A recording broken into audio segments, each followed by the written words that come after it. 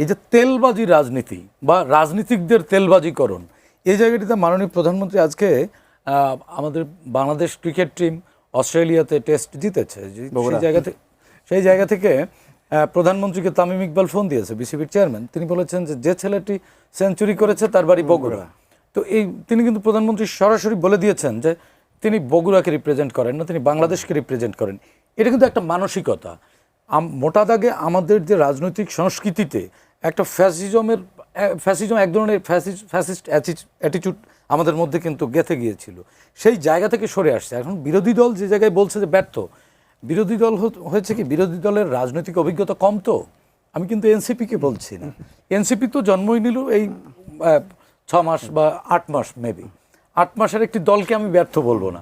8 মাসের একটি দল বেশ ভালো করছে, তারা রাজনীতি চর্চা করবার চেষ্টা করছে, কিন্তু তারা হয়েছে কি শয়তানের পাল্লায় পড়লে যা হয় আর কি, একটা উদ্ভ্রান্ত দেশ বিরোধী স্বাধীনতা বিরোধী একটা চক্রান্তের শিকার হয়ে এনসিপির একটা গুড পলিটিক্স ছিল, কিন্তু একটা গুড পলিটিক্যাল কিন্তু কি বলে যাত্রাপথ ছিল, সেই পথটা হোঁচট খাচ্ছে তারা। 6 মাসের মধ্যেই মূল্যায়ন করতে চাচ্ছে।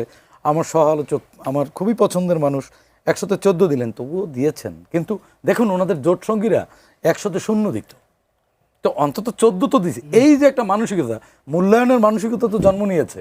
একতরফা সমালোচনা তো করার হাত থেকে ধীরে ধীরে আমরা বেরিয়েছি।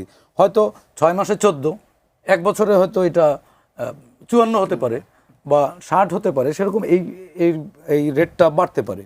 সেই জায়গা থেকে আমি মনে করি এক ধরনের ইতিবাচক রাজনৈতিক সংস্কৃতি তৈরি করার বা সংস্কৃতি বেড়ে ওঠার পরিবেশ তৈরি হচ্ছে। আজকে সাইফ মুস্তাফিজরা সরকারের সমালোচনা করে বাসায় গিয়ে নাক ডেকে ঘুমাতে পারছেন, কিন্তু লাস্ট রেজিমে কথা বললে স্টুডিওর নিচ থেকে ধরে নিয়ে যেত। এই অভিজ্ঞতা তো এখন আর এই অভিজ্ঞতার মুখোমুখি হতে হবে না। সেই জায়গা থেকে আমি মনে করি আমাদের পরিবর্তন শুরু হয়েছে, বাট আমাদের নাগরিক হিসেবে আমাদের একটা দায় আছে। শুধুমাত্র সাইফ মুস্তাফিজদের মুখের দিকে বা সরকারের মুখের দিকে তাকিয়ে থাকলে হবে না, নাগরিকদেরও কিন্তু দায়িত্ব আছে। নাগরিকরা শুধু ভোট দিয়ে 5 বছরের জন্য পাঠিয়ে দিয়ে পেঁপের দাম কমে যাবে এই হিসেবটি করা ঠিক না। আমাদের নাগরিক দায়িত্বটি হচ্ছে সরকার এবং বিরোধী দল রাজনীতির সঠিক ট্র্যাকে আছে কিনা, সেই জায়গাটিও আমাদের খেয়াল রাখতে হবে।